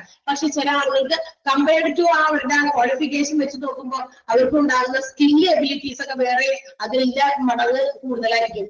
ഓക്കെ, എന്നാൽ ചില ആളുകൾക്ക് എന്താണ് ഒട്ടും തന്നെ എന്താ പറയാ സ്കില്ല് വെച്ചൊന്നുമില്ല. പക്ഷെ അവരുടെ എന്താ പറയാ അക്കാഡമിക് വൈസ് നോക്കുന്ന സർട്ടിഫിക്കറ്റുകളിലേക്ക് നോക്കുമ്പോൾ ഭയങ്കര പെർസെന്റേജ് ഓഫ് മാർക്കും ഉണ്ട്. പക്ഷെ ഇന്ന് അത് മാത്രമല്ല നോക്കുക, ഇന്ന് ഒരുപാട് മറ്റ് ഫാക്ടേഴ്സ് കൂടി കൺസിഡർ ചെയ്തിട്ടാണ് ഓരോരുത്തർക്കും ഓരോ ജോലി കിട്ടുന്നത്. അപ്പൊ അത് വലിയൊരു ഫാക്ടറാണ് എന്ന് ഞാൻ നിങ്ങളോടുകൂടി പറയുകയാണ് കേട്ടോ. അപ്പൊ നമ്മൾ പഠിക്കുന്നത് പരീക്ഷയ്ക്ക് വേണ്ടി മാത്രമല്ല കൂടി ഓർത്ത് നിങ്ങൾ പഠിക്കുക. All these things have to be in your knowledge. തീർച്ചയായിട്ടും ഈ പഠിക്കുന്ന കാര്യങ്ങളും പറയുന്ന കാര്യങ്ങളും കേൾക്കുന്ന കാര്യങ്ങളൊക്കെ നമ്മുടെ അറിവിലൂടെ ഉണ്ടായിരിക്കണം. അതാണ് അപ്പൊ ഹ്യൂമൻ റിസോഴ്സ് ഓഡിറ്റ് എന്ന് പറയുന്നത്. അതാണ് എസ്റ്റിമേഷൻ നടത്തി കഴിഞ്ഞാൽ ഹ്യൂമൻ റിസോഴ്സ് എത്ര വേണമെന്ന് പ്ലാൻ ചെയ്ത് കഴിഞ്ഞാൽ the next step is to decide the present supply of manpower resources. എവിടെ നിന്ന് ഇപ്പൊ നമുക്ക് ആ manpower സപ്ലൈ ഉണ്ടാകും. അതിന് സ്കിൽസ് ഇൻവെന്ററി ആണ് ഇവർ ഡിപെൻഡ് ചെയ്യുന്നത്. ആ സ്കിൽസ് ഇൻവെന്ററി എന്ന് പറയുന്നത് എക്സ്പ്ലെയിൻ ചെയ്യുന്നത് എന്താണ്? അത് ഡാറ്റയാണ്, കുറച്ച് ഡാറ്റാസ് ആണ് എംപ്ലോയീസിൽ നിന്ന് കളക്ട് ചെയ്തിരിക്കുന്നത് regarding their skill, ability, work preference and other types of information. Clear ആണോ? മനസ്സിലായോ? ഓക്കെ. ഇനി ഓഡിറ്റിംഗ് ഓഫ് ഹ്യൂമൻ റിസോഴ്സ് കഴിഞ്ഞു. അടുത്ത സ്റ്റെപ്പ് എന്താ? To plan about the job requirement and job description. ഇനി അടുത്ത സ്റ്റെപ്പ് എന്ന് പറയുന്നത് പ്ലാൻ ചെയ്യലാണ്. അതെന്ത് പ്ലാൻ ചെയ്യലാണ്? ജോബ് ഡിസ്ക്രിപ്ഷനും ജോബ് റിക്വയർമെന്റും ആണ്. അപ്പൊ job description and job requirement എന്താണ് താഴെ പറയുന്നുണ്ട്. അതുകൊണ്ട് നമ്മൾ അതിന്റെ അപ്പൊ പറയാം. അതിന് മുമ്പ് ഇവിടെ എന്താണ് after taking decision how much people are needed for the organisation, എത്ര മാൻ പവർ വേണം എന്നൊക്കെ നമ്മൾ തീരുമാനിച്ചു. നമ്മുടെ ജോബിന് ആവശ്യമായിട്ടുള്ള കാര്യങ്ങളൊക്കെ എത്ര വേണം, എത്ര ആൾക്കാർ വേണമെന്നൊക്കെ തീരുമാനിച്ചു. Next step is to job analysis ആണ്. അടുത്ത സ്റ്റെപ്പ് എന്താണെന്ന് അറിയാമോ? ജോബ് അനാലിസിസ് നടത്തുന്നതാണ്. എന്താണ് ജോബ് അനാലിസിസ്? ഇവിടെ പറയുന്നത് അടുത്ത പേജിലാണ് അത് കിടക്കുന്നത്. ബാക്കി അവിടെ കിടക്കുന്ന ആയതുകൊണ്ട് അവിടെ കിടന്നോട്ടെ. അതിന്റെ തൊട്ട് താഴെ വീണ്ടും അത് റിപ്പീറ്റ് ചെയ്ത് വരുന്നുണ്ട്. അതവിടെ വേണ്ട കേട്ടോ. അപ്പൊ to plan job requirements and job description is based on the job analysis. Job അനാലിസിസുമായിട്ട് ബന്ധപ്പെട്ടാണ് ജോബ് ഡിസ്ക്രൈബ് ചെയ്യുന്നതും ജോബ് റിക്വയർമെന്റ് വരുന്നതും. എന്താണ് ജോബ് അനാലിസിസ് എന്ന് പറയുന്നത്? എന്താണ്? It is the process of determining and also recording all the important informations about a particular job. ഒരു ജോബുമായി ബന്ധപ്പെട്ട്, ഒരു ജോലിയുമായി ബന്ധപ്പെട്ടിട്ട് എല്ലാ കാര്യങ്ങളും, എല്ലാ ഇൻഫർമേഷൻസും തീരുമാനിക്കുക, അത് റെക്കോർഡ് ചെയ്ത് വയ്ക്കുക. അതിനാണ് ജോബ് അനാലിസിസ്. ഇപ്പൊ ഒരു ടീച്ചിങ് ജോലി, ആ ടീച്ചിങ് ജോലി എന്ത് വിഷയമാണ്, എന്താണ് അവരുടെ സബ്ജക്ട്, എങ്ങനെയുള്ള പഠിപ്പിക്കുന്ന രീതിയാണ്, എത്ര അവേഴ്സ് അതിനു വേണ്ടി സ്പെൻഡ് ചെയ്യണം, അങ്ങനെ കുറെ ഡീറ്റെയിൽഡ് ആയിട്ടുള്ള ഇൻഫർമേഷൻസ് ആ ഒരു പർട്ടിക്കുലർ ജോബിൽ ഉണ്ടായിരിക്കും. ക്ലിയർ ആണോ? അപ്പൊ അതിനെ കുറിച്ചുള്ള ഇൻഫർമേഷൻസ് ഒക്കെ നേരത്തെ കൂടി തീരുമാനിച്ച് അത് റെക്കോർഡ് ചെയ്യുക. അതിനെയാണ് എന്ത് വിളിക്കുക? ജോബ് അനാലിസിസ് എന്ന് വിളിക്കുക. And what all things are included in job analysis. ഈ ജോബ് അനാലിസിസിൽ അപ്പൊ എന്തൊക്കെ പെടും? അത് ഇമ്പോർട്ടന്റ് ആണ്. ജോബ് അനാലിസിസ് മൊത്തത്തിൽ ഇമ്പോർട്ടന്റ് ആണ്. അതിനകത്ത് ഇൻക്ലൂഡ്സ് ദ ടാസ്ക് ഇൻവോൾവ്ഡ്. അതിനകത്ത് എന്തൊക്കെ ജോലി, എന്ത് ജോലിയാണ് ചെയ്യേണ്ടത് അതുണ്ടായിരിക്കും. Knowledge and skill needed to that particular job. ആ ജോലിക്ക് വേണ്ട അറിവ്, സ്കില്ല്, കഴിവ് അത് അതിനകത്ത് ഉൾപ്പെട്ടിട്ടുണ്ടായിരിക്കും. Responsibilities attached to that job. ആ ജോബിനോട് ബന്ധപ്പെട്ടിരിക്കുന്ന ഉത്തരവാദിത്തങ്ങൾ ഉണ്ടായിരിക്കും. And the abilities to perform that job successfully. ആ ജോലി ചെയ്തു തീർക്കാൻ നമുക്ക് ഉള്ള ഒരു എബിലിറ്റി, അത് വിജയകരമായി ചെയ്തു തീർക്കാനുള്ള നമ്മുടെ എബിലിറ്റി, ഇതെല്ലാം ജോബ് അനാലിസിസിൽ വരും കേട്ടോ. അപ്പൊ ജോബ് അനാലിസിസ് എന്ന് പറയുന്നത് determining and recording all the relevant information regarding A job. ഒരു ജോലിയെ സംബന്ധിക്കുന്ന എല്ലാ ഇൻഫർമേഷൻസും, ആവശ്യമായ ഇമ്പോർട്ടന്റ് ആയിട്ടുള്ള എല്ലാ ഇൻഫർമേഷൻസും തീരുമാനിക്കുക, അത് റെക്കോർഡ് ചെയ്ത് വെക്കുക. അതിനകത്ത് പെടുന്നത് ഇതൊക്കെയാണ്. ടാസ്ക് ഇൻവോൾവ്, ആ ജോലിയിലുള്ള എന്താണോ ആ ടാസ്ക്, അത് മാത്രമല്ല knowledge and skill needed to perform that job. ആ ജോലി ചെയ്യാനുള്ള അറിവ്, കഴിവ്. Responsibilities attached to that job and also the ability required to do that job successfully. ആ ജോലി ചെയ്ത് വിജയകരമായി തീർക്കാനുള്ള എബിലിറ്റി, ഇതെല്ലാം ജോബ് അനാലിസിസിലും വരും. ക്ലിയർ ആണോ? ജോബ് അനാലിസിസ് മനസ്സിലായോ? അത് ആ പോയിന്റ് ഇമ്പോർട്ടന്റ് ആണ്. ജോബ് അനാലിസിസ് എന്ന് പറയുന്ന പോയിന്റ് തുടങ്ങി സക്സസ്ഫുള്ളി എന്നുള്ളത് വരെ ഇമ്പോർട്ടന്റ് ആണ്. അടുത്തതും രണ്ടും ഇമ്പോർട്ടന്റ് ആണ് കേട്ടോ. ജോബ് റിക്വയർമെന്റും ജോബ് ഡിസ്ക്രിപ്ഷനും സിമ്പിൾ ആണ്, അതൊക്കെ വായിച്ചാൽ പെട്ടെന്ന് മനസ്സിലാവുന്നതാണ്. അത് മാർക്ക് ചെയ്യാം. ആ മൂന്നെണ്ണം മാർക്ക് ചെയ്യണം. Job analysis, job requirement, job description. അപ്പൊ നമുക്ക് നോക്കാം എന്താണ് ജോബ് റിക്വയർമെന്റ് എന്ന്. ജോബ് റിക്വയർമെന്റ് എന്ന് പറഞ്ഞാൽ qualification, skill needed for that particular job. ഒരു ജോലി നമുക്ക് ചെയ്യാൻ വേണ്ട ക്വാളിഫിക്കേഷനും വേണം, അതുപോലെ തന്നെ കഴിവും വേണം, സ്കില്ലും വേണം. ഇത് രണ്ടും ചേർന്നതാണ് ജോബ് റിക്വയർമെന്റ്. ഇപ്പൊ ടീച്ചിങ് ജോലി, അതിന് ക്വാളിഫിക്കേഷൻ PTC ആണോ, BEd ആണോ, MEd ആണോ, അങ്ങനെയുള്ള സാധനം, അത് ക്വാളിഫിക്കേഷൻ. പിന്നെ അതിനുള്ള സ്കില്ല് കൂടി വേണം. ചില ആളുകൾക്ക് ക്വാളിഫിക്കേഷൻ ഉണ്ട്, പക്ഷെ ടു ഫേസ് സ്റ്റുഡൻസ്, കുട്ടികളെ ഫേസ് ചെയ്യാനായിട്ടുള്ള ബുദ്ധിമുട്ട് അനുഭവിക്കുന്ന ഒരുപാട് പേരുണ്ട്. ചിലവരൊക്കെ അത് ഇടയ്ക്ക് വെച്ചൊക്കെ ഓവർകം ചെയ്ത് മുന്നേറി വരും അല്ലെ. ചിലര് വീണ്ടും പേടിച്ച് ഒരിക്കലും ആ പേടി ഉള്ളിൽ നിന്ന് പോകാതെ അവർക്ക് ഫേസ് ചെയ്യാൻ പറ്റാതെ അത് ഡ്രോപ്പ് ചെയ്യേണ്ടി വരും. ഓക്കെ. അപ്പൊ ജോബ് റിക്വയർമെന്റ് എന്ന് പറയുന്നത് ക്വാളിഫിക്കേഷൻ, സ്കില്ലാണ് എന്തിന് ടു എ ജോബ്, ഒരു ജോലിക്ക് വേണ്ടിയിട്ട്.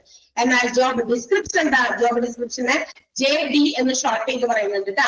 അതെന്ന് പറയുന്നത് ഇറ്റ്സ് ദ റിട്ടൺ അക്കൗണ്ട്, അതായത് ഒരു എഴുതി തയ്യാറാക്കി വെച്ചിരിക്കുന്ന ഒരു നോട്ടാണ്, ഒരു അക്കൗണ്ട് ആണ്. എന്ത്? Which narrates the general task related duties and responsibilities of A position. ഒരു ജോലി നമുക്ക്, ഒരു പൊസിഷൻ നമുക്ക് കിട്ടി കഴിയുമ്പോൾ ആ ജോലിയിൽ നമുക്ക് ആവശ്യം വേണ്ട പ്രധാനമായിട്ടുള്ള ജനറൽ ടാസ്കുകള്, പിന്നെ അവരുടെ ഉത്തരവാദിത്തങ്ങൾ, കടമകൾ, ഇതെല്ലാം എഴുതി ഇങ്ങനെ തയ്യാറാക്കി വെച്ചിട്ടുണ്ട്. അതിനാണ് JD അല്ലെങ്കിൽ ജോബ് ഡിസ്ക്രിപ്ഷൻ വിളിക്കുക. ആ ജോലിയെ കുറിച്ച് ഒരു ചെറിയ അക്കൗണ്ട് എന്ന് പറയുന്നത് ചെറിയ സമാഹാരം, ഒരു കൺക്ലൂഷൻ ഇങ്ങനെ എഴുതി വെച്ചിട്ടുണ്ട്. ഇത് ആളുകളുടെ ജോലിയാണെന്നുള്ള രീതിയിൽ ആ ജോലിയുടെ പ്രത്യേകതയോ മറ്റു കാര്യങ്ങളൊക്കെ ഇങ്ങനെയാണ് അത് ചെയ്യേണ്ടത് എന്നുള്ളതൊക്കെ ഡിസ്ക്രൈബ് ചെയ്ത് വെച്ചിരിക്കുന്നു. അതിനെയാണ് ജോബ് ഡിസ്ക്രിപ്ഷൻ അല്ലെങ്കിൽ JD എന്നതുകൊണ്ട് അറിയാത്തത്. ക്ലിയർ ആണോ? ഈ മൂന്ന് മനസ്സിലായോ? അത് മൂന്നും മനസ്സിലാക്കിയും പഠിക്കാനും കൂടെ ഉള്ളതാ. Job analysis, job requirement and job description. Job ഡിസ്ക്രിപ്ഷന് JD കൂടി ഷോർട്ടായിട്ട് പറയുന്നുണ്ട് കേട്ടോ. അല്ലാത്തത് ആ പോയിന്റിന്റെ ഹെഡിങ് മാത്രം പഠിച്ചാൽ മതി. കോൺസെപ്റ്റുകൾ പഠിക്കുമ്പോൾ പോയിന്റ് ഹെഡിങ്ങുകൾ മാത്രമേ ഉള്ളൂ, പക്ഷെ അതിനകത്ത് ഇത് നമുക്ക് കാണാതെ പഠിക്കാനുള്ളതായിരുന്നു. അത് പഠിക്കാൻ കൂടി വേണം, മാർക്ക് ചെയ്ത് വെക്കാം പെട്ടെന്ന്. And last and the final step ആണ് കോൺസെപ്റ്റ് ആണ് to develop human resource plan. അതിനുശേഷം അപ്പൊ നമ്മൾ എന്ത് ചെയ്തു? എന്താണ് നമ്മുടെ ഗോൾ നമ്മൾ സെറ്റ് ചെയ്തു, ഡിസൈഡ് ചെയ്തു. അതിനുശേഷം ഫ്യൂച്ചർ ഓർഗനൈസേഷൻ നീഡ് എത്രയാണെന്ന് നമ്മൾ എസ്റ്റിമേറ്റ് ചെയ്തു. അതിനുശേഷം ഹ്യൂമൻ റിസോഴ്സിനെ ഓഡിറ്റ് ചെയ്തു. പിന്നെ നമ്മൾ ജോബ് അനാലിസിസ് നടത്തി, അല്ലെ? ജോബ് ഡിസ്ക്രിപ്ഷൻ ഒക്കെ പ്ലാൻ ചെയ്ത് ജോബ് അനാലിസിസ് നടത്തി. അതിനകത്ത് വന്ന 2 വേർഡുകളാണ് ജോബ് ഡിസ്ക്രിപ്ഷനും ജോബ് റിക്വയർമെന്റും. ഇനി 5ാമത്തെ സ്റ്റെപ്പാണ് ഇത് to develop human resource plan. ഇനി ഹ്യൂമൻ റിസോഴ്സ് പ്ലാൻ നമ്മൾ എന്ത് ചെയ്യണം? ഇംപ്ലിമെന്റ് ചെയ്യലാണ് ഈ ഒരു സ്റ്റെപ്പിൽ ചെയ്യേണ്ടത്. നമ്മുടെ പ്ലാനിങ് ഒക്കെ കഴിഞ്ഞു. ഈ പ്ലാനിങ് മാത്രമല്ല, നടപ്പിലാക്കേണ്ടത്, തീർച്ചയായിട്ടും നടപ്പിലാക്കേണ്ടതാണ് ഈ ലാസ്റ്റ് സ്റ്റെപ്പിൽ. To find out resources of labour supply. ഇവിടെ നമ്മൾ ചെയ്യേണ്ടത് എന്താണെന്നറിയോ? എവിടെ നിന്നാണ് നമുക്ക് തൊഴിലാളികളെ കിട്ടുക എന്നുള്ളത്, അതിന്റെ സോഴ്സ് എവിടെയാണെന്ന് കണ്ടെത്തണം. എന്തിന്? To effectively use these resources. എന്നിട്ട് ആ സോഴ്സ് ഉപയോഗപ്പെടുത്തി നമ്മൾ അവിടെ നിന്ന് ജോലിക്കാരെ ഇറക്കണം. അപ്പൊ നമുക്ക് ഇത്ര ആൾക്കാരെയൊക്കെ ജോലിക്ക് ആവശ്യമുണ്ട്. അപ്പൊ നമ്മൾ അതിനുള്ള സോഴ്സ് കണ്ടെത്തണം. ആ സോഴ്സിൽ പോയിട്ട് നമ്മൾ അതിന് വേണ്ടിയിട്ടുള്ള ബാക്കി കാര്യങ്ങൾ ചെയ്യണം. ഇങ്ങനെ നമുക്ക് ഇന്ന സ്ഥലത്ത് ജോലിക്ക് ആവശ്യമുണ്ടെന്ന് പറഞ്ഞ് നമ്മൾ അവരെ അതിൽ നിന്ന് ആ സോഴ്സ് കണ്ടെത്തി അവരെ കൊണ്ടുവന്ന് അവർക്ക് ജോലി കൊടുക്കുക അല്ലെങ്കിൽ റിക്രൂട്ട് ചെയ്യുക എന്നുള്ളതാണ്. അതിന് വേണ്ടിയിട്ട് they have to decide. അപ്പൊ അങ്ങനെ വരുമ്പോൾ അവർക്ക് കുറച്ച് തീരുമാനങ്ങൾ എടുക്കേണ്ടി വരും. എന്ത് തീരുമാനമാണ്? While they have to hire these labor from outside, പുറത്തുനിന്ന് തൊഴിലാളികളെ കൊണ്ടുവരണോ, അതല്ലെങ്കിൽ അകത്ത് തന്നെ ഉള്ളവരെ നമുക്ക് ഉപയോഗപ്പെടുത്താൻ പറ്റുമോ? ഒരു ഹോസ്പിറ്റൽസില് ചില വിഭാഗങ്ങളിൽ ചിലപ്പോൾ വർക്കേഴ്സിന്റെ എണ്ണം കൂടുതലുണ്ടായിരിക്കും, ജോലിക്കാർ. അപ്പൊ അവരെ അവിടെ നിന്ന് പതുക്കെ മാറ്റി മറ്റേതെങ്കിലും ഡിപ്പാർട്ട്മെന്റിൽ ഒഴിവുണ്ട് എന്ന് വെച്ചാൽ അവിടെ ചില ആളുകളുടെ പോരായ്മകളുണ്ട്. അപ്പൊ അവിടേക്ക് എടുത്ത് നിരത്താം. മനസ്സിലായോ? ഇവിടെ നിന്ന് എടുത്ത് അവിടത്തേക്ക് ഇട്ട് അങ്ങനെയാണ്. That means within the organisation തന്നെ ചില അറേഞ്ച്മെന്റുകൾ ഹ്യൂമൻ റിസോഴ്സസിൽ വരുത്തുന്നു. അല്ലെങ്കിൽ ഷുഡ് ബി ഫ്രം ഔട്ട്സൈഡ്, പുറത്തു നിന്ന് നമുക്ക് ഒബ്റ്റെയിൻ ചെയ്യണോ, സപ്ലൈ ചെയ്യിപ്പിക്കണോ എന്നുള്ളത് മറ്റൊരു രീതിയാണ്. ബെസ്റ്റ് പോളിസി തീർച്ചയായിട്ടും മിക്ക ഓർഗനൈസേഷൻ ഫോളോ ചെയ്യുന്നത് ഇങ്ങനെയാണ്. Best policy followed by most of the organisations to fill up their higher vacancies. അതായത് ഉയർന്ന മേഖലയിലേക്കുള്ള വേക്കൻസി ഇവരെങ്ങനെ ഫില്ല് ചെയ്യുന്നത് അറിയാമോ? അവിടെയുള്ള ജോലിക്കാരെ തന്നെ പ്രൊമോഷൻ കൊടുത്തിട്ടാണ് എന്ത് ചെയ്യുന്നത്? ഉയർന്ന സ്ഥാനക്കയറ്റം കൊടുത്തിട്ടാണ് എന്ത് ചെയ്യുക? ആ വേക്കൻസി ഫില്ല് ചെയ്യുന്നത്. അതേസമയം ലോവർ ലെവലിലൊക്കെ ഉള്ള ഡിപ്പാർട്ട്മെന്റുകളിൽ ആളുകളുടെ വേക്കൻസി വരുമ്പോൾ എങ്ങനെയാണെന്ന് അറിയാം, അത് ലേബർ മാർക്കറ്റിൽ നിന്ന് സപ്ലൈ ചെയ്യിപ്പിക്കും. അങ്ങനെയാണ് ബെസ്റ്റ് പോളിസി സാധാരണ ഓർഗനൈസേഷൻ ചെയ്യാം. കാരണം എന്താണെന്നറിയോ? ഇപ്പൊ ഒരു ഓർഗനൈസേഷൻ നമ്മൾ കുറെ നാൾ വർക്ക് ചെയ്യുമ്പോൾ അവിടുത്തെ എല്ലാ ഡിപ്പാർട്ട്മെന്റും നമുക്ക് കൈകാര്യം ചെയ്യാൻ പറ്റുന്ന പോലെ ആകും. ഒരു ഹോസ്പിറ്റൽസിലാണെങ്കിൽ പോലും നഴ്സുമാര് ഒരു ഡിപ്പാർട്ട്മെന്റിൽ മാത്രമായിട്ട് ഒതുങ്ങി കൊടുക്കില്ല, പല ഡിപ്പാർട്ട്മെന്റുകളിലേക്ക് അവരെ വിടും. അപ്പൊ ഏതെങ്കിലും ഒരു ഡിപ്പാർട്ട്മെന്റിൽ ഒരു നഴ്സൊക്കെ കുറവുണ്ടെങ്കിലും അവരെ മറ്റൊരു ഡിപ്പാർട്ട്മെന്റിലേക്ക് ചിലപ്പോൾ നമുക്കൊന്ന് ഷിഫ്റ്റ് ചെയ്താലും നത്തിങ് വിൽ ഹാപ്പൻ. കാരണം അവരതൊക്കെ കണ്ടു കേട്ടൊക്കെ പഠിച്ചു കഴിഞ്ഞു. അപ്പൊ അവിടെ ഉള്ളവർ തന്നെ മറ്റൊരു ഡിപ്പാർട്ട്മെന്റിലേക്ക് ചിലപ്പോൾ പ്രൊമോഷനൊക്കെ കൊടുത്ത് അങ്ങനെയൊക്കെ വിടും. നീ ആ പൊസിഷനിലേക്ക് പോക്കോ, because you can handle it. നിങ്ങളെക്കൊണ്ട് അത് പറ്റും. അവർക്ക് അതിന് കഴിവുണ്ടെന്ന് ബാക്കി അതിന്റെ മാനേജ്മെന്റ് മനസ്സിലാക്കി കഴിഞ്ഞു, അതുകൊണ്ട് അങ്ങനെ കൊടുക്കും. എന്നാൽ ലോവർ ലെവലിലേക്കൊക്കെ വരുമ്പോഴോ അവിടെ അത്ര വലിയ എക്സ്പീരിയൻസോ മറ്റു കാര്യങ്ങളൊന്നും ആവശ്യമില്ലാത്ത ജോലിയായിരിക്കാം. So they can supply it from the labour market. അതുകൊണ്ട് അവരത് ലേബർ മാർക്കറ്റിൽ നിന്ന് അത്തരം ആളുകളെ ഹയർ ചെയ്യുന്നു. ഹയർ ചെയ്യാന്ന് പറഞ്ഞാൽ റെന്റ് എടുക്കുക. റെന്റ് എടുക്കുക എന്ന് പറയാൻ കാരണം എന്താ? കാരണം ആ ആളുടെ തൊഴിൽ, ആളുടെ ജോലി അത് കാണാത്തൊരു സേവനമാണ്. അത് ഉപയോഗപ്പെടുത്തുകയാണ്. അത് ഉപയോഗപ്പെടുത്തുന്നതിന് നമ്മൾ അവർക്ക് കൊടുക്കുന്നത് വാടക പോലെ കൊടുക്കുന്ന സാലറി വേജസ്. അതുകൊണ്ടാണ് ഹയർ എന്ന വാക്ക് ഉപയോഗിച്ചേക്കുന്നത്. ക്ലിയർ ആയോ? To develop human resource plan എന്ന് പറയുന്ന പോയിന്റിന്റെ അർത്ഥം മനസ്സിലായോ എന്ന് മാത്രം നോക്കുക. പോയിന്റിന്റെ ഹെഡിൽ നമുക്ക് ആവശ്യമില്ല, പക്ഷെ അണ്ടർസ്റ്റാൻഡ് അതെന്താണെന്ന് മനസ്സിലാക്കി വെക്കണം. ക്ലിയർ അല്ലേ? മൂവ് ചെയ്യാണ്. അടുത്ത ഒരു ഭാഗം കൂടി എടുത്താലേ നമ്മൾ മോർണിംഗ് സെഷനിൽ എടുത്ത ഭാഗത്തേക്ക് എത്തുള്ളൂ, അല്ലെങ്കിൽ പ്രശ്നമാണ്. Okay, next one man power component ആണ്. അപ്പൊ നമ്മൾ ഹ്യൂമൻ റിസോഴ്സ് പ്ലാൻ ചെയ്തുകൊണ്ടിരിക്കുകയാണ്. അപ്പൊ ഹ്യൂമൻ റിസോഴ്സ് പ്ലാൻ ചെയ്യുന്നതിന്റെ ഭാഗമായിട്ട് അല്ലെങ്കിൽ മാൻ പവർ പ്ലാൻ ചെയ്യുന്നതിന്റെ ഭാഗമായിട്ട് നമുക്ക് നോക്കാം, കുറച്ചുകൂടി കൂടുതലായിട്ട് മാൻ പവറിനെ കുറിച്ച് അറിയണം. അതിന് വേണ്ടിയിട്ട് ഈ മാൻ പവർ കമ്പോണന്റ് ആ ഒരു ഘടകത്തെ 3 എന്താ പറയാ വ്യത്യസ്ത കമ്പോണന്റുകളായിട്ട് ഡിവൈഡ് ചെയ്തിട്ടുണ്ട്, ബ്രേക്ക് ഡൗൺ ചെയ്തിട്ടുണ്ട്. ആ 3 കമ്പോണന്റുകളാണ് ഒന്ന് ഫോർകാസ്റ്റിംഗ്, ഒന്ന് റിക്രൂട്ട്മെന്റ് പ്ലാൻ, മറ്റൊന്ന് ട്രെയിനിങ് ആൻഡ് ഡെവലപ്മെന്റ് പ്ലാൻ. അതായത് മാൻ പവർ പ്ലാൻ ചെയ്യുമ്പോൾ പ്ലാൻ ചെയ്താൽ മാത്രം പോരാ, ഈ മാൻ പവറിനെയൊക്കെ ജോലിക്ക് അവിടെ ഇവിടെയൊക്കെ കൊണ്ടുവന്ന് ഇടണം. അപ്പൊ ഫസ്റ്റ് വൺ ഫോർകാസ്റ്റിംഗ് ആണ്. അതിന് വേണ്ടിയിട്ട് estimating future and present needs, ഇപ്പോഴുള്ള നീഡ്സ്, അതുപോലെ ഭാവിയിൽ വരാൻ പോകുന്ന മാൻ പവർ നീഡ്സ് കൂടി നമ്മൾ നോക്കും. ഇപ്പൊ എത്ര പേരുണ്ട്? 10 പേര് ജോലിക്കാരുണ്ട് ഇന്നൊരു സ്ഥലത്ത് ഡിപ്പാർട്ട്മെന്റില്. എന്നാൽ നമ്മളിവിടെ ഇങ്ങനെ ഒരു മെഷീനറി കൊണ്ടുവരുന്നു.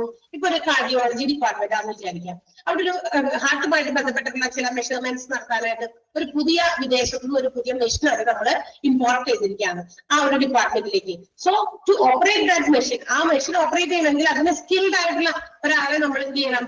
നിയമിക്കണം. നിലവിലുള്ളവർക്ക് ചെക്കപ്പ് പറ്റിയെന്നില്ല.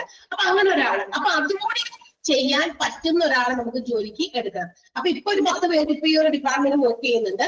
നമുക്കൊരു 15 ആളുടെ ആവശ്യമുണ്ട്. So we have to obtain 5 more employees. കുറച്ച് 5 പേരെ കൂടി ജോലിക്കാരെ ഈ ഒരു ഡിപ്പാർട്ട്മെന്റിൽ ആവശ്യമുണ്ട്. അതാണ് നമുക്ക് ഫോർകാസ്റ്റ് ചെയ്യാം. നേരത്തെ കൂട്ടി നമ്മൾ അതിനെ കുറിച്ച് ഒരു ഫോർകാസ്റ്റിംഗ്, എസ്റ്റിമേറ്റിംഗ് ഫ്യൂച്ചർ നീഡ്സ്, ഭാവിയിലുള്ള കാര്യം കൂടി നോക്കുക.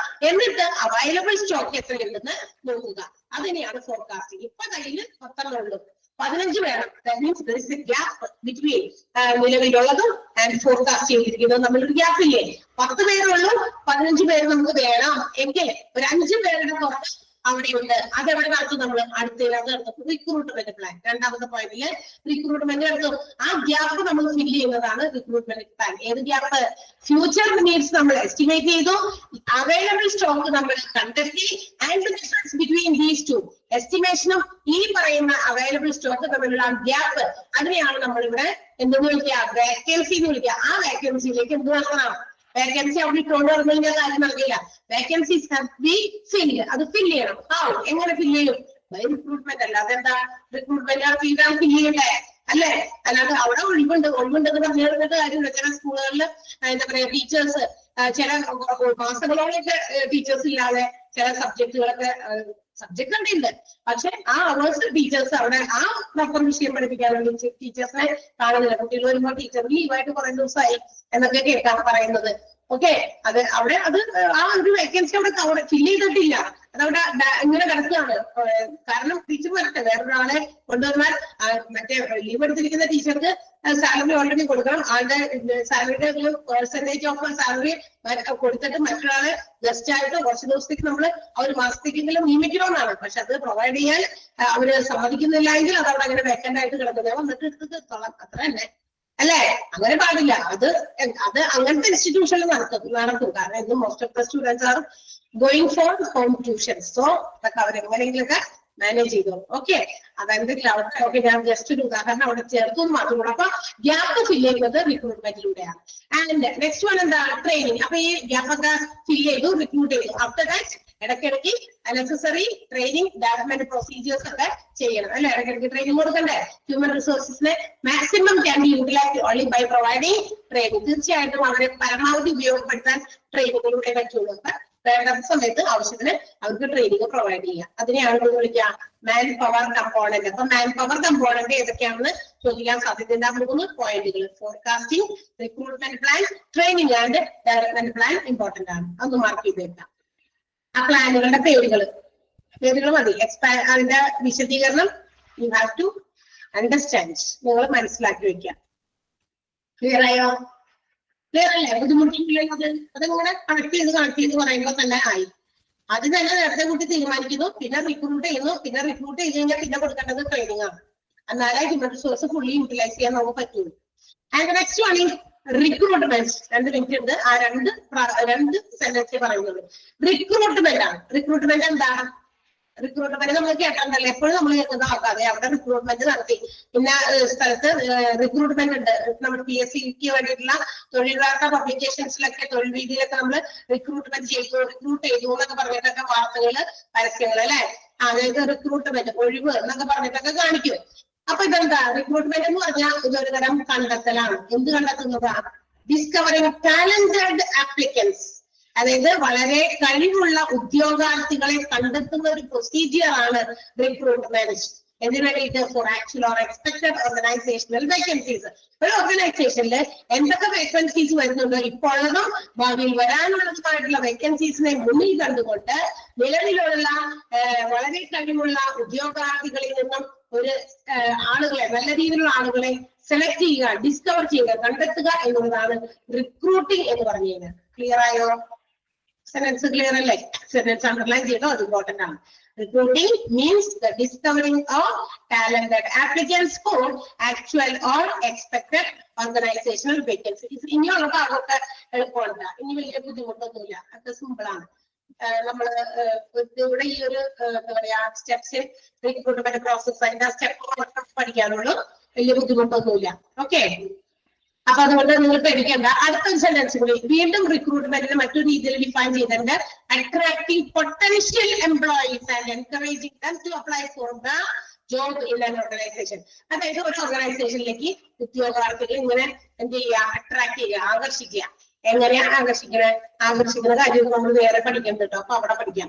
ഓക്കെ, അപ്പൊ നമ്മൾ ഒരു ഓർഗനൈസേഷനിലേക്ക് എപ്പോഴാണ് നമ്മൾ ആകൃഷ്ടരാകുക അല്ലെങ്കിൽ ആകർഷിക്കപ്പെടുന്നവരാകുക? അവിടുത്തെ എന്തെങ്കിലും പ്രത്യേകതകളായിരിക്കും. ഒരു വലിയ ഓർഗനൈസേഷൻ, അവിടെ ജോലിക്കാരെ ആവശ്യമെന്ന് പറഞ്ഞാൽ വേഗം ആൾക്കാര് വേഗം തന്നെ ആപ്ലിക്കേഷൻ കൊടുക്കാൻ നോക്കും അല്ലെ? എന്താ കാരണം? അതൊരു വെൽ സെറ്റ് ആയിട്ടുള്ള ഒരു ഓർഗനൈസേഷൻ ആണ്. And to be a part of that organisation, അത് നമ്മുടെ ഡിഗ്നിറ്റിക്ക് സ്റ്റാറ്റസിനൊക്കെ നല്ലതാണെന്ന് കരുതിയിട്ട് വേഗം നമ്മൾക്ക് ആപ്ലിക്കേഷൻ കൊടുക്കും. അവിടെ ഒരു ജോലി കിട്ടിയാൽ നല്ലതായിരുന്നു. കാരണം എന്റെ ഈ ക്വാളിഫിക്കേഷൻ വെച്ച് എനിക്ക് അവിടെ ജോലി എത്തിക്കഴിഞ്ഞാൽ ലൈഫ് സെറ്റായി നല്ല ഇൻകം കിട്ടും എന്നൊക്കെ ഒത്തിരി കാര്യങ്ങളൊക്കെ നമ്മൾ മനസ്സിൽ വിചാരിച്ചിട്ടാ. അങ്ങനെ ആളുകളെ അട്രാക്ട് ചെയ്യാൻ ഓർഗനൈസേഷന് പറ്റണം. അപ്പൊ അട്രാക്ടിങ് പൊട്ടൻഷ്യൽ എംപ്ലോയീസ്. എന്താ പൊട്ടൻഷ്യൽ എംപ്ലോയീസ്? മീൻസ് വളരെ ശക്തിയുള്ള, എന്ന് വെച്ചാൽ എല്ലാത്തിനും ശക്തിയാണ്, എനർജറ്റിക് ആയിട്ടുള്ള ശക്തി, എബിലിറ്റി, എന്താ പറയാ കഴിവ്, എല്ലാം കൂടി ചേർന്നത്.